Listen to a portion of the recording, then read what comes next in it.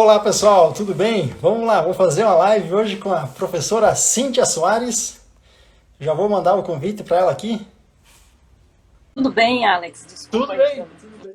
Professora Cíntia, muito obrigado por ter aceito o convite. É uma honra tê-la aqui no canal para conversarmos um pouco sobre você, sobre a sua vida acadêmica, carreira.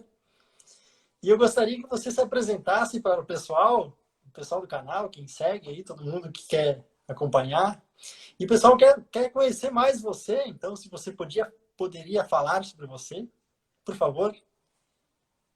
Bom, Alex, primeiramente eu agradeço pelo convite para participar dessa live. E agradeço também, né, além de agradecer, parabenizar você por essa iniciativa. Acho que a divulgação de ciência, nas suas mais diversas formas, ela é sempre muito bem-vinda. Sim, Então, parabéns por essa iniciativa de divulgar a ciência, trazendo diferentes profissionais, com diferentes temáticas. Isso é um ponto muito positivo. sim. Quem é Cíntia, né? Bom, Claro. eu sou docente no Departamento de Engenharia Química e Engenharia de Alimentos da Universidade Federal de Santa Catarina. Atuo no ensino de graduação para ambos os cursos e atuo também na pós-graduação, programa de pós-graduação em Engenharia Química, onde, além de lecionar disciplinas, também oriento em nível de mestrado, doutorado e pós-doutorado, além de desenvolver pesquisa, obviamente, atuar, né, nesse tripé ensino, pesquisa, extensão e também administração, né? Por que não? Certo. Então, essa é a professora Cíntia. Né? Mas, assim, eu antes da UFSC, eu tenho uma trajetória anterior. Então, a UFSC não foi a minha primeira casa, né? Eu trabalhei durante 4 anos como professora substituta na FURB, em Blumenau, no curso de Engenharia Química. Como era substituta, obviamente que o contrato encerrou, existem limites, né? E aí eu fui para Jaraguá do Sul, na UNERJ, que hoje é o Centro a Católica Catarinense. Na época era o Centro Universitário e hoje é a Católica Catarinense. Lá atuei nos cursos de Engenharia de Alimentos, no curso de Química Têxtil também.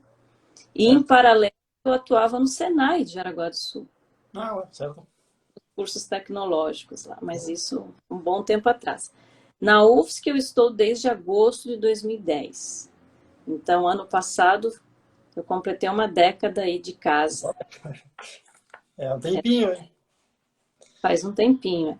Então, assim, com ensino e pesquisa, eu trabalho desde 2000, então já são 20 anos, 21 anos de estrada aí na área de ensino, Hum, na área né, da engenharia química. certo. Eu gostaria de saber, assim, por curiosidade, o pessoal também é muito interessado, né?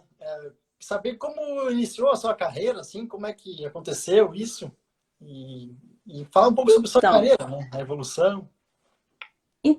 eu iniciei o curso de graduação em engenharia química em 93 e na FURB, uma universidade pública, é a pública mais particular, né? Ela tem esse Certo. caráter público particular. Mas assim, como a minha família, eu sou de origem humilde, né? Meus pais não tinham condições de arcar com todos os custos que uma universidade particular Sim. exige. Então, eu comecei trabalhando numa biblioteca, na biblioteca Olha, universitária. Olhem só, o meu primeiro emprego certo. foi aos 18 anos em uma universidade, mais uma biblioteca. Então, eu recebia os materiais dos alunos, porque eles não podem entrar com material, e guardava num espaço, né, e entregava uma fichinha. Certo. E como eu sou uma amante da leitura, não, foi o melhor local que eu poderia iniciar a minha carreira, né? Eu Ah, aprendi muito, porque nos horários do intervalo que nós tínhamos, eu trabalhava à noite, porque o curso, de certa forma, ele atuava nos 2 turnos, matutino e vespertino. E, então, eu tinha que trabalhar à noite para arcar com os meus custos universitários. Mas no intervalo, eu subia e ficava lendo livros, enfim, e entendi muito como funciona a estrutura de uma biblioteca, como é feita a catalogação. Enfim, hoje eu entro nas bibliotecas, eu, às vezes nem preciso procurar, como eu entendo a catalogação, eu já vou direto nas prateleiras. Enfim, foi o meu primeiro emprego, mas um emprego que eu levo com muito carinho até hoje. Aprendi muito estagiando numa biblioteca universitária. Obviamente que nós somos movidos à ambição num bom sentido, né? Não no sentido de ganância, mas no sentido de sempre querer mais, né? De certa forma é uma força motriz, né? Para você galgar seus passos. E aí eu virei monitora no departamento de química, onde eu aprendi muito também da área de química. Fazia engenharia química, mas atuava como monitora no departamento de química. E assim foi indo. Terminei a minha graduação, fiz mestrado e doutorado na Unicamp, e daí a história, como eu já falei, fui professora na FURB, depois na UNERJ, no Senai concomitantemente, mas aquilo não me satisfazia, né? Porque os centros universitários, eles não propiciam muito o desenvolvimento da pesquisa, né? Eles estão mais voltados ao ensino, né? Não que eu não poderia desenvolver pesquisa, eu até ensaiei algumas coisas na época, mas não é o foco. E eu senti a necessidade de continuar os meus trabalhos em nível de pesquisa também. Foi onde eu saí para fazer o pós-doutorado, eu vim para a UFSC, foi onde eu iniciei o meu trabalho aqui. Eu fiz pós-doutorado aqui, mas depois eu saí, eu fiz um pós-doutorado industrial em São Carlos, numa empresa incubada, com uma bolsa FAPESP, então pós-doutorado industrial numa empresa incubada, cujo objetivo era desenvolver um código para controle de colunas de destilação numa empresa sucroalcooleira, né? E a minha formação no mestrado e doutorado foi na área de destilação, tanto na área experimental quanto numérico computacional, e então eu fiz o meu pós-doutorado industrial também na área, mas depois eu retornei para a UFSC como professora substituta, e depois abri o concurso, enfim, em 2010 foi onde eu prestei o concurso e estou, então, desde lá, aqui nessa casa, né? Que nos traz tanto orgulho, né? Essa é a minha trajetória acadêmica. Parabéns, é uma história muito inspiradora aí para quem está buscando essa carreira acadêmica aí. E certo que a persistência ela sempre vai levar ao êxito. Então a gente tem que estar sempre persistindo nos nossos objetivos, né? E ter ambição é essencial. Eu tenho assim, as coisas não chegaram muito fácil. Às vezes as pessoas olham para nós, né, professores numa posição e acham que as coisas aconteceram assim, né? Eu quase que eu não concluí o curso de graduação. Eu tive muitas dificuldades, né, para manter, porque é um curso caro, particular. Mas eu não desisti, né? E na época, quando eu fiz, você não tinha todos esses aportes que você tem hoje do governo federal. Certo. O máximo que você tinha, o que antigamente eles chamavam de crédito educativo, que era um empréstimo que você fazia na Caixa Econômica. Então, foi o que eu também fiz na época, né? Sim. Então, não foi fácil. Depois eu fui fazer mestrado na Unicamp, eu fiquei 6 meses sem receber bolsa. Aí eu tinha guardado umas economias da época que eu era monitora, eu consegui me manter lá. Demorou 6 meses para eu conseguir minha bolsa de mestrado, né? Depois no doutorado eu não tive bolsa. Então, assim, não foi fácil. Eu persisti, óbvio que eu agradeço a minha família, o suporte de toda a minha família que esteve do meu lado sempre, né? Então, não posso esquecer disso, das minhas origens. Sim, sempre agradecer, né? Isso. Sempre agradecer. Então, às vezes, hoje eu vejo que existe uns caminhos um tanto menos tortuosos, assim, né? E que não desista nunca, tá? Eu nunca desisti, apesar desses ventos contrários, né? Então, às vezes você olha para uma pessoa, você só vê a pontinha do iceberg, você não sabe toda uma história que tem por trás até de você ter que abrir mão de algumas coisas, Sim. Né? Dizer, não, esse não é o momento, eu preciso focar nisso, porque não vai ser possível, né? Para poder realmente realizar o seu sonho, as suas ambições, mas, de novo, quando eu coloco ambição aqui, é no bom sentido, né? Claro, Não no claro. sentido de ganância, né? Que eu acredito que é a nossa força motriz, que faz a Isso, gente batalhar, acordar todo dia cedo e para conquistar os nossos objetivos. isso. A questão do propósito é muito importante, né? Sim, é muito, muito interessante. Até eu vi que você falou muito sobre a questão de pesquisa, assim, que foi o que te motivou a direcionar a sua carreira para a questão da pesquisa, né? Já trabalhou em instituição privada também, indústria, né? E hoje você também atua muito com pesquisa, assim, quais são as principais linhas de pesquisa, como é que funciona, assim, se puder falar um pouco. Bom, desde o meu mestrado e doutorado, eu tenho uma corrente voltada à parte de modelagem e simulação. Né? Então, eu procurei sempre respeitar esse caminho. Obviamente que inicialmente isso foi voltado a um processo de separação, mas isso não impediu que eu diversificasse, né, as aplicações. Hoje, nós trabalhamos em 3 professores no LabMac, que é o Laboratório de Materiais de Computação Científica. Então, inicialmente, o LabMac, historicamente, é um laboratório de materiais e corrosão, né, que sempre foi gerenciado pelo professor Humberto Riella, mas com a chegada minha e depois do professor Natan, que inclusive já apresentou uma live, nós começamos a incorporar essa questão da modelagem e simulação dentro do laboratório, dentro das linhas de pesquisa do laboratório. Foi por isso que houve essa mudança no título, procurando respeitar a sigla, né? Então, Certo. Laboratório de Materiais e Computação Científica. Por quê?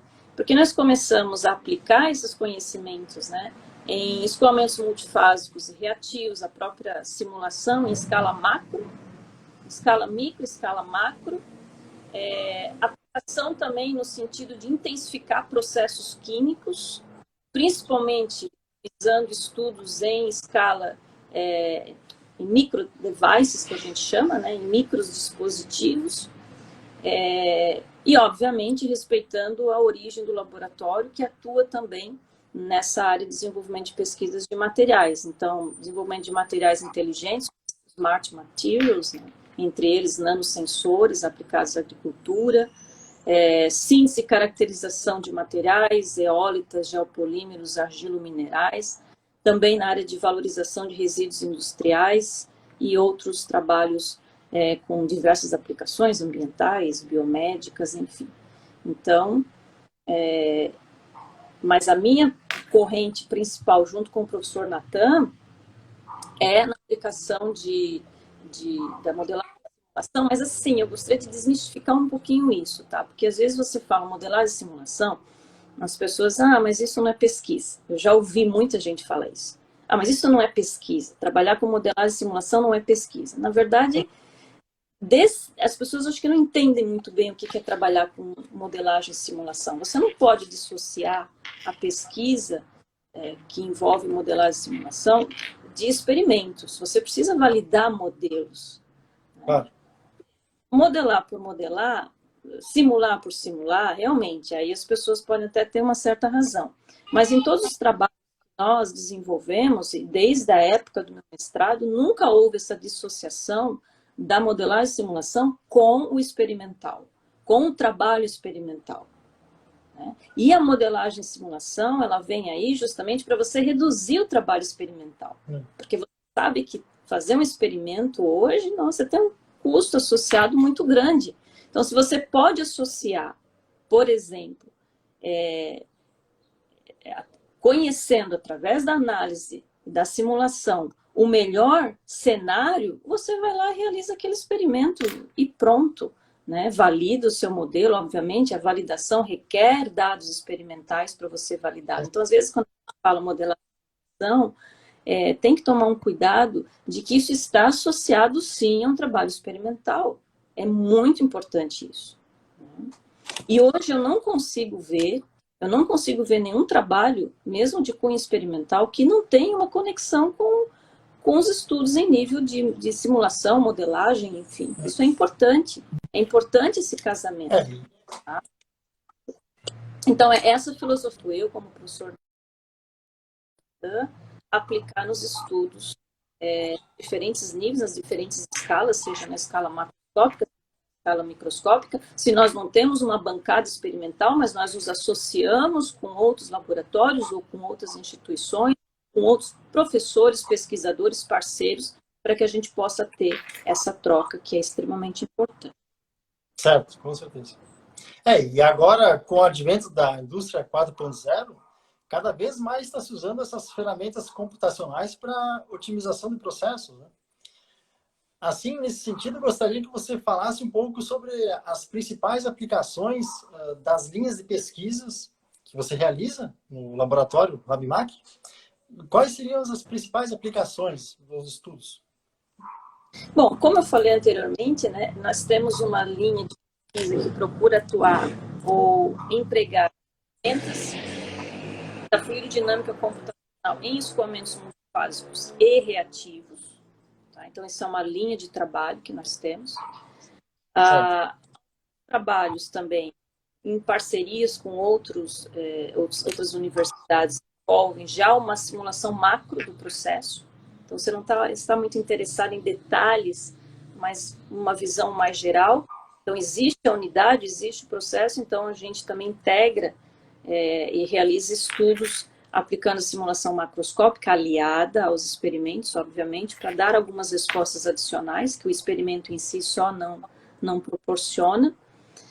O professor Natan agora está começando a aplicar a questão da inteligência artificial à indústria de processos químicos, então nós estamos discutindo também conjuntamente alguns trabalhos para os próximos estudantes aí que vão chegar nessa área que, como você falou, né, com o advento da indústria 4.0, isso está vindo com tudo, né?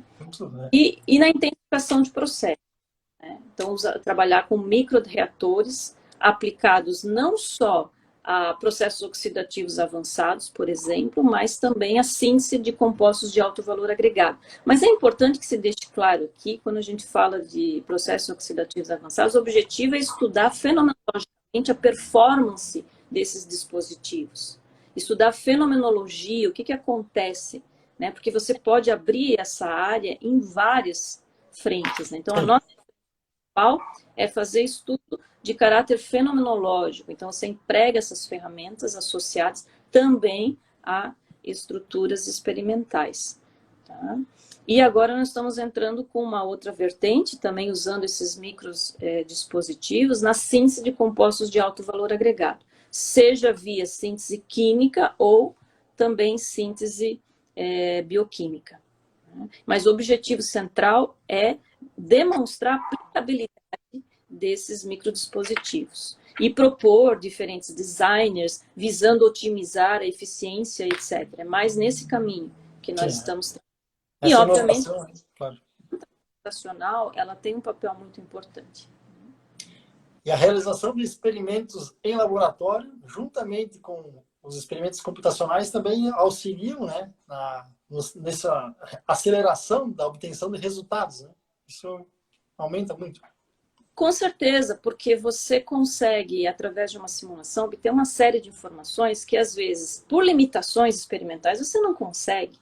Né? Sim. Obviamente, você utiliza algumas informações desse trabalho experimental para validar o seu modelo, mas, através do modelo, através da simulação, visando, sei lá, um estudo hidrodinâmico, por exemplo, fluido dinâmico, um estudo de transferência de massa, um estudo de transferência de calor, você consegue pegar muitos aspectos aí. Então, esse é o grande apelo da simulação e da modelagem, né? Esse conjunto, né, que a gente trabalha.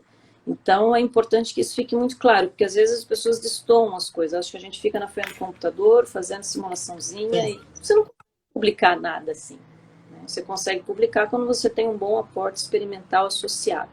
Né? Então é bom que fique claro isso também.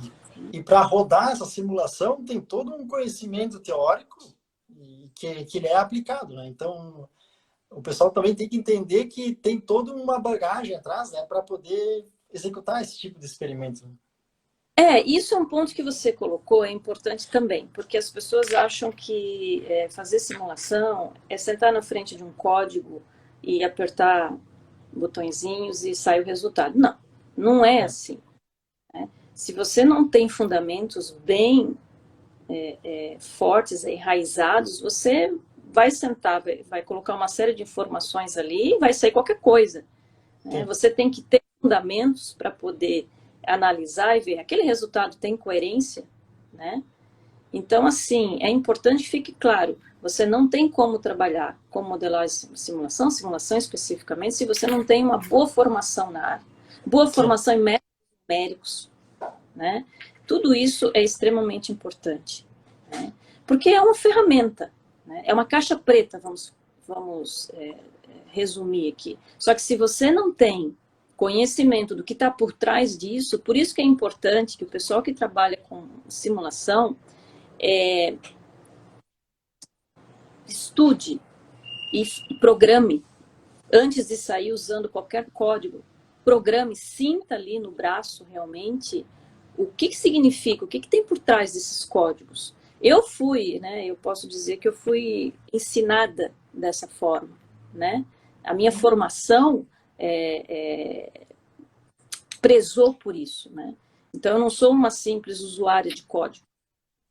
Eu sou uma pessoa que tem uma base. E eu procurei isso na formação dos nossos alunos. Isso é um fundamento que o professor Natan também carrega com ele. Na formação dos nossos alunos, a gente procura desenvolver essas habilidades. Programar é importante. Eu sou de uma geração, né? Eu não sou tão velha assim, mas também não sou tão nova assim. Né? Sou da década de 70, por aí, 70 e poucos. Então, foi uma época onde começou a surgir a programação. Né? Eu lembro que eu tinha, 10 anos. 10 anos. Começou a surgir na cidade os cursos de programação. E eu, ávida, porque na minha época em casa, nós já tínhamos uma televisão, nós já tínhamos um dispositivo que conectava com a TV e fazia uns programinhas, uma telinha verde lá, a subtração, a adição, fazia um programinha, claro, programinha que tinha várias linhas, né, para somar. Eu já queria fazer programação. Eu fiz, então, com 12 anos já fiz programação, DOS, né, aqueles computadores com telas verdes, tarará. Então, assim, o que eu acho engraçado é que hoje, estava até comentando com o professor Natan esses dias, poxa, eu sou de uma geração que começou a ver o surgimento da programação, a vinda de computadores, etc, etc. E nós éramos ávidos por isso, nós queríamos fazer. E hoje eu vejo uma geração que vem já com um iPad, nasce, né, com um computador, um telefone na mão, um iPad, e eles têm um certo medo, sabe? Eu sinto isso. Parece que eles têm um receio do que vai... E eu esperaria um comportamento diferente, né? Mas eu acho que essa vinda da indústria 4.0, eu acho que isso fomentou de novo o interesse do pessoal por essa área.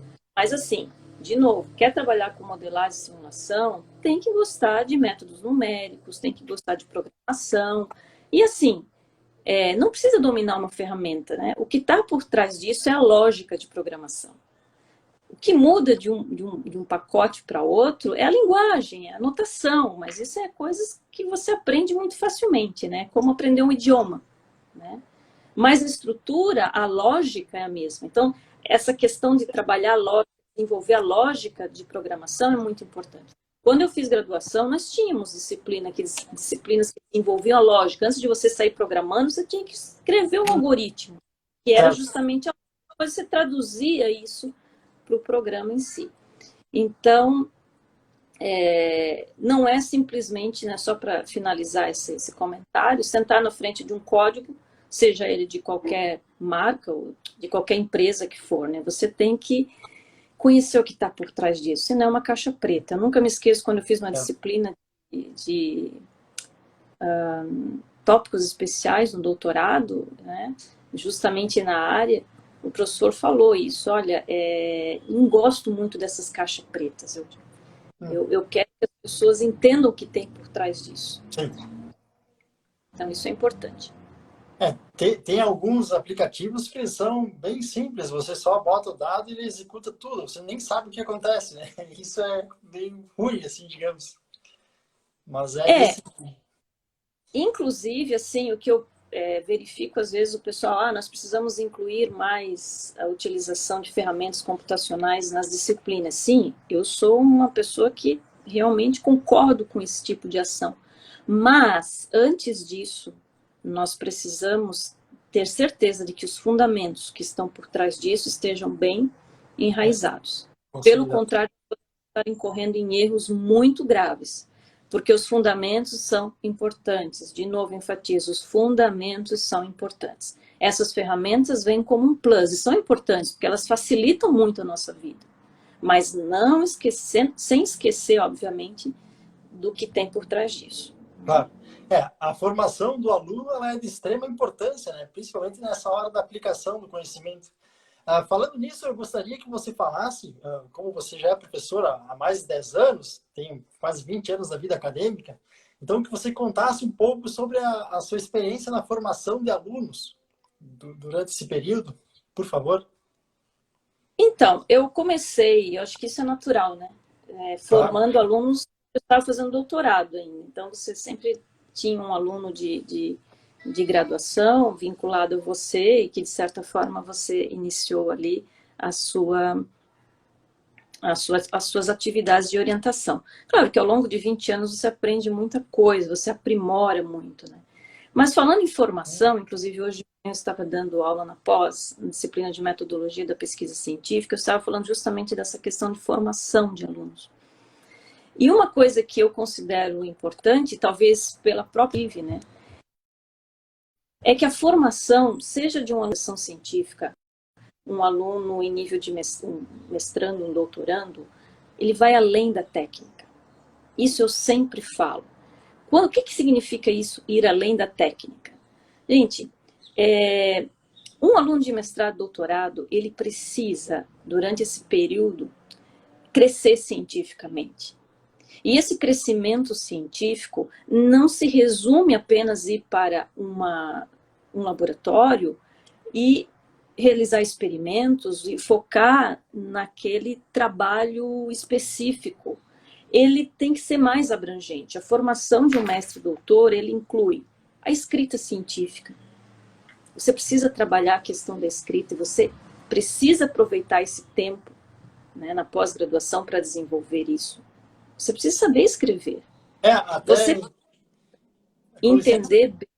Opa, até em desculpa. questão da, com licença, até em questão da escrita, hoje muitas vagas de emprego solicitam que você seja bom na escrita de artigos, tudo, né? Então isso é fundamental, como você falou. Não pode continuar, Isso. por favor. E assim, quando você fala no meio científico, a gente se refere a esse meio científico, a escrita é específica. Como a gente tem, nós estudávamos isso, né? Você tem uma escrita específica para um romance, a área científica também tem uma linguagem própria, né? E você precisa trabalhar isso no mestrado, no doutorado. Precisa crescer nesse sentido. Você precisa estudar idiomas. E não só o inglês. O inglês é o mínimo que se exige. Mas aproveite esse tempo no sentido de estudar idiomas. Estude metodologia científica. Estude a história da ciência. Você sabe qual é a história? Você sabe como começou isso? Quais foram os grandes nomes?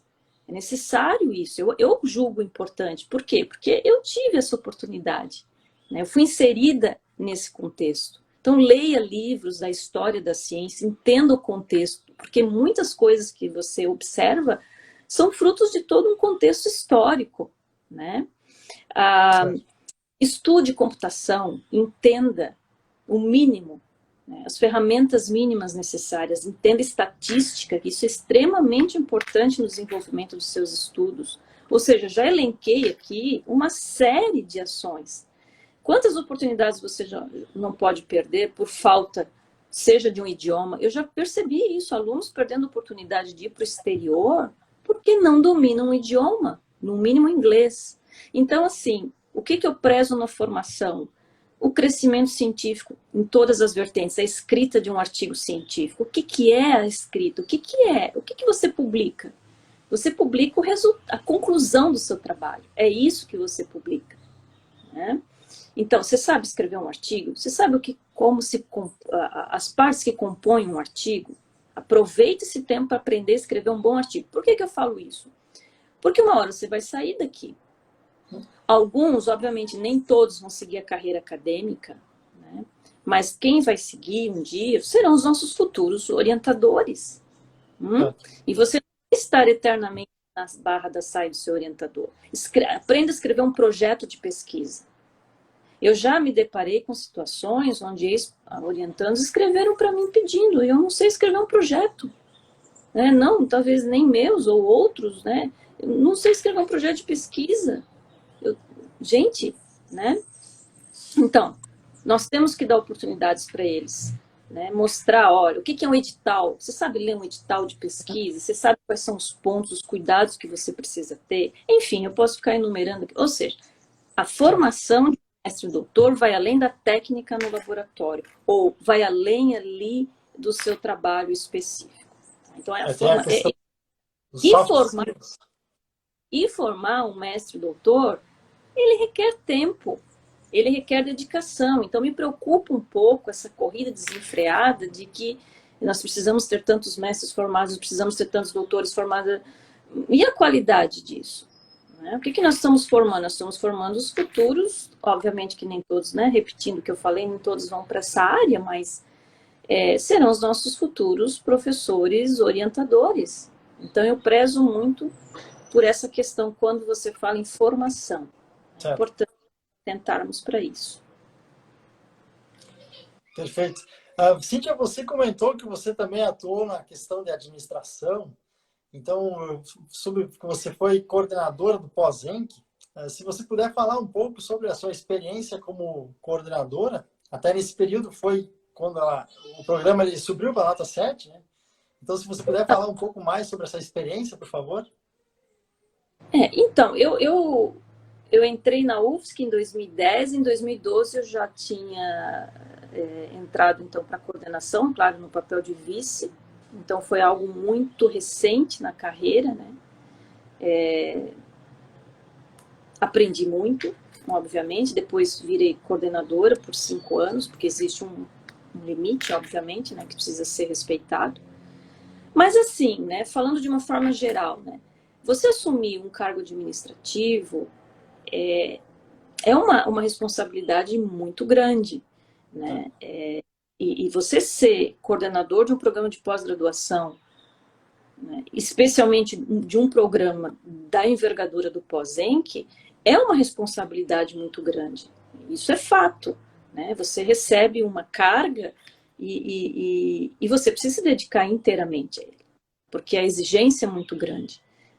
A burocracia é grande, a quantidade de informações que você precisa coletar, a quantidade de atividades que um programa exige de você como coordenador e a responsabilidade que você tem, isso é extremamente, é uma responsabilidade muito grande. Mas eu não hesitei, né? Eu tenho em mim uma característica do tipo assim, vou aceitar, depois a gente, né? A oportunidade chegou, eu preciso, acho que vai ser importante para a minha formação e vai ser importante para a minha carreira.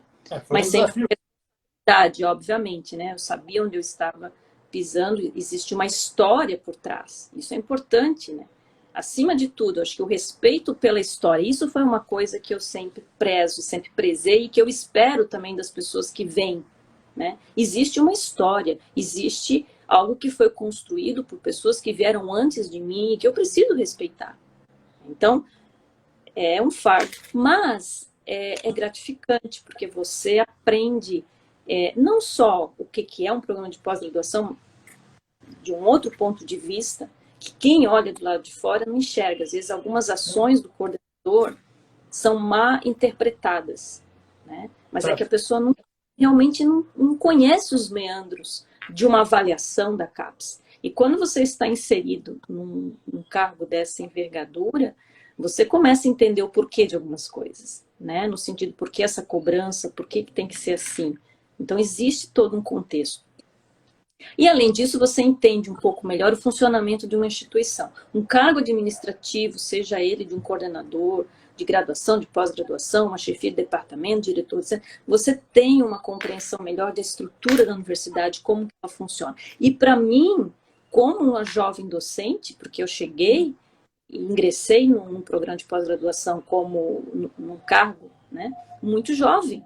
Eu não tinha passado, não tinha essa bagagem que eu tenho hoje, de 10 anos de universidade. Então, foi um aprendizado que eu carrego comigo até hoje. Então, foi muito útil. Eu tenho o que agradecer, na verdade, apesar de todo esse fado, porque não vamos romancear, existe uma responsabilidade muito grande. Você está à frente de um programa, obviamente que existem outras pessoas por trás, né? Ninguém trabalha sozinho ali, mas você que está no front. Né? Então, foi um desafio, mas agora eu estou, meu time passou, né? Foram 8 anos, 3 de vice, 5 de coordenação, e agora eu estou tendo outros desafios, né? Faz parte, como eu falei, das nossas ações, dos anseios, dos nossos profissionais, né? Mas eu só tenho que agradecer a oportunidade, e eu até assim, sempre falo, se vocês tiverem, né, professores universitários, de assumir um cargo desse, assumam. Vocês vão ver quão bom vai ser. Não só para você botar no currículo, mas para você crescer profissional. Você cresce muito do ponto de vista profissional. E pessoal também, né? Porque você desenvolve algumas habilidades que... Isso. Tem essa questão, tem que saber articular, ser um pouco político também, né? Tem toda essa técnica com pessoas, né? Envolve muito pessoas, então tem que ter uma maturidade bem desenvolvida para poder saber lidar com tudo isso, né? Eu imagino que foi realmente um desafio, né? É bem complexo a situação. Até, se eu não me engano, acho que você dava aulas também durante esse período. E aí acaba tendo bastante trabalho, né? E, isso, claro, tocar o laboratório também, tudo isso é bem trabalhoso. Mas, claro, como você disse, foi muito recompensante, valeu a pena. Foi compensador, mas sim, você continua dando aula, você, claro, numa carga horária reduzida, mas você continua, distancia, você continua orientando, você continua trabalhando com pesquisa. Ou seja, é tudo que você já tem, mais um plus, né? E que exige uma dedicação muito maior, porque a responsabilidade é muito grande, principalmente programas com envergaduras, programas nota 6, 7, são programas que exigem mais, né, do que os outros. Não que os outros também não tenham um trabalho árduo, tem, né, mas programas 6 e 7 ainda tem toda a parte financeira, né, que também é uma responsabilidade muito grande. Né? Perfeito. Mas eu recomendo. Cíntia, como você... Assuma um cargo.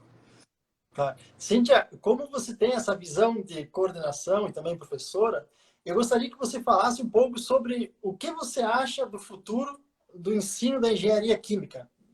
Como vai ser futuramente, assim, qual a sua visão? Por favor, se der para dar alguma ideia. A gente não sabe do futuro, né? Mas tem alguma ideia. Alex, eu acho que não é nem o futuro do ensino da engenharia química. Eu falaria o futuro do ensino como um todo. E a primeira amostra nós estamos tendo agora. Com essa pandemia, veio, mexeu nas bases pedagógicas, né? Sim. E eu acho muito difícil nós voltarmos ao que era antes, no que diz respeito ao ensino, né? Foi necessária essa chacoalhada para nós nos mexermos um pouquinho, né? Realmente, assim, eu acho que isso veio para ficar, e esse ensino híbrido, pelo menos o híbrido, né? Que mescla essa questão das atividades online com atividade presencial, ela abre um leque maior para você trabalhar as disciplinas, você tira aquela carga didática, você pode jogar isso para as aulas online, você pode gravar as aulas e trabalhar presencialmente mais fortemente os conceitos. Né? Então, são extremamente importantes. Eu gostaria que, com essas mudanças que estão vindo por aí, que me preocupa um pouco, porque eu prezo muito pelos fundamentos. Acho que eu deixei bem claro isso durante a nossa conversa. Os fundamentos são extremamente importantes.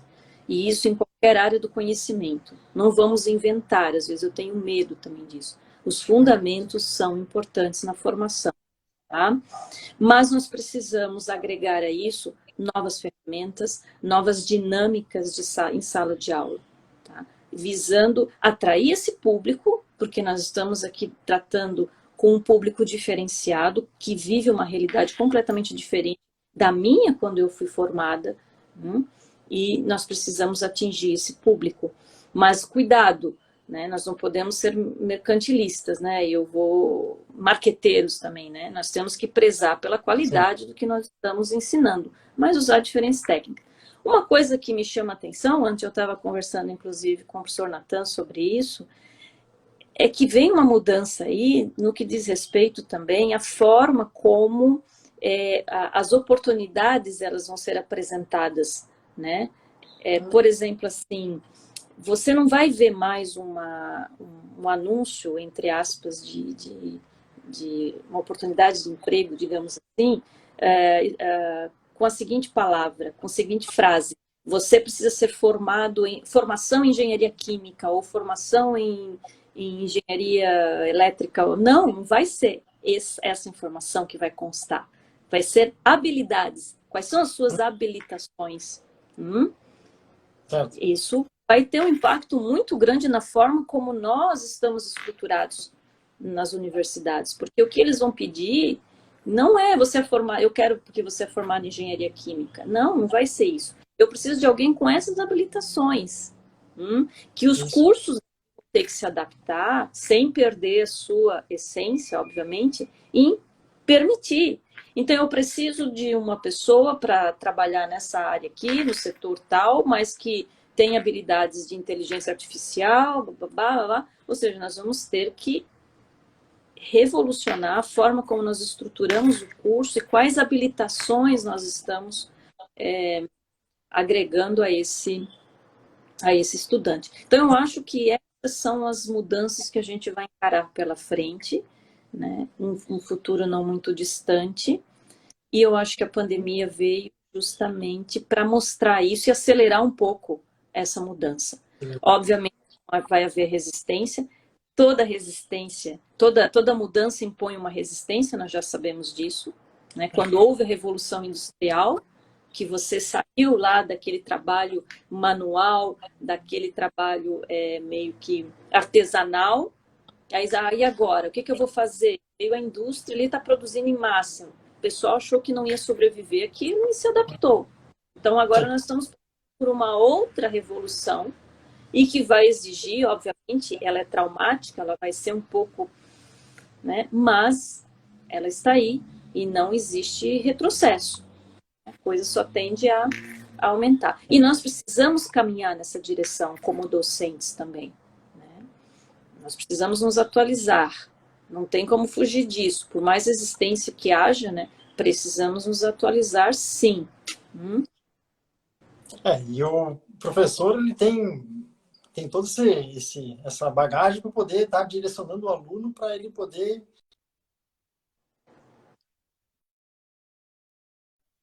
Essa etapa é muito importante, o auxílio do professor para poder direcionar o aluno, né? E está entendendo bem como funcionam todos esses de ensino e aprendizagem, né? E claro que a gente precisa também estar se adaptando, né? Isso vai muito. Bom, professora. Exatamente. Você colocou um ponto importante, só para eu concluir isso aí. Sim, claro. A responsabilidade não recai só em cima do aluno. Nós também temos uma responsabilidade grande, que é a constante atualização. Então, né, eu sinto essa responsabilidade. Eu preciso ver o que está acontecendo ao meu redor. Eu me sinto pressionada. Quando eu falo pressionada, no sentido de que, olha, ou você se adequa e se adapta, ou você vai ficar para trás. E eu acho que nós, como professores, temos que dar o exemplo. Nós exigimos tanto dos nossos alunos, mas nós precisamos fazer a nossa parte também. É inadmissível hoje você ter essa resistência e manter a mesma sistemática. Eu acho que não vai ser possível. com cautela, óbvio. E o uso dessas ferramentas digitais, elas tem muitos, claro, tem alguns alunos que sabem lidar melhor com isso, né? Mas cabe também ao professor buscar e estar sempre se atualizando, né? E ele tem que ir atrás, né? Lógico. É o Hoje, mínimo. hoje todo professor tem que saber pelo menos dar uma aula online. Ele é obrigado a saber, né? Muito bem. Não sei. Bom, Cíntia, eu gostaria que você desse algumas dicas, sugestões para jovens pesquisadores, estudantes, assim, no geral, assim, algo mais para a formação acadêmica, assim, por favor. Eu vou classificar Já, aqui por tá? Mas vou já procurar deu ser várias, breve. já, né? Eu vou procurar resumi-las, então, em um quadrinho aqui. Eu acho que quando você Sim, está na sim, sim. graduação, Já foi uma aula hoje. quando você está na graduação, eu acho que é importante você aproveitar ao máximo esse tempo, no sentido de você aprender idiomas. Aprenda, porque é o momento que você tem. Depois que você começar a trabalhar, você não vai mais ter tempo para isso. Então, aprenda idiomas, e não um só. Inglês, o mínimo. Foque muito nos fundamentos das disciplinas, porque se você tem fundamento, gente, depois você extrapola isso. Agora, se você não tem fundamentos bem enraizados, é como uma casa, né? Você tenta construir alguma coisa em cima, não vai dar certo, né? Leia muito, desenvolva essa paixão pela leitura, porque a leitura ajuda você também depois na escrita e na fala. Se envolva também com partes sociais, eu acho que é importante também. Essa questão social é muito importante na formação do caráter, né, de um aluno. Nós, como somos formadores, nós temos que nos preocupar com isso também. Mas, basicamente, isso. Aproveitem esse tempo que vocês têm, né, e cresçam bastante. Aproveitem as oportunidades. Né? Na pós-graduação, mestrado, doutorado, acho que eu já falei, né? Não se atentem apenas à técnica. Aprendam o idioma, aprimorem o idioma, conheçam pessoas, participem de eventos, participem de congressos, não no sentido de fazer turismo científico, mas de participar efetivamente. É lá que você vai encontrar as pessoas que você lê pelas quais você lê os artigos e que não estão ao seu lado o dia inteiro. Converse com essas pessoas. Se puder, tenha uma experiência no exterior, eu acho que isso é importante, isso abre muito. Você começa a enxergar muitas coisas de um outro ponto de vista e começa a questionar algumas coisas. Por que elas são assim? Estude a história da ciência, para entender também. Eu acho que as pessoas criticam muito o Brasil também. Se a gente comparar com outros países, nós vamos ver que o Brasil ele é muito jovem ainda, quando a gente fala em termos de pesquisa. Se você for ver, da década de 70 até 90, essa questão da publicação em periódicos internacionais não era uma realidade. Né? Até que veio os órgãos de fomento observaram isso, né? E notaram, escuta, se nós queremos ter um alcance internacional, nós temos que começar a publicar.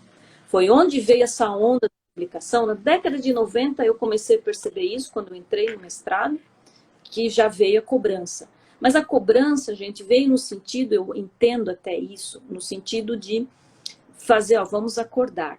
O que existiam nas revistas nacionais. Aí, inicialmente, quando veio essa pressão por publicação, vieram muitas pessoas querendo se enquadrar, programas começaram a gerar os seus próprios periódicos, mas em língua portuguesa.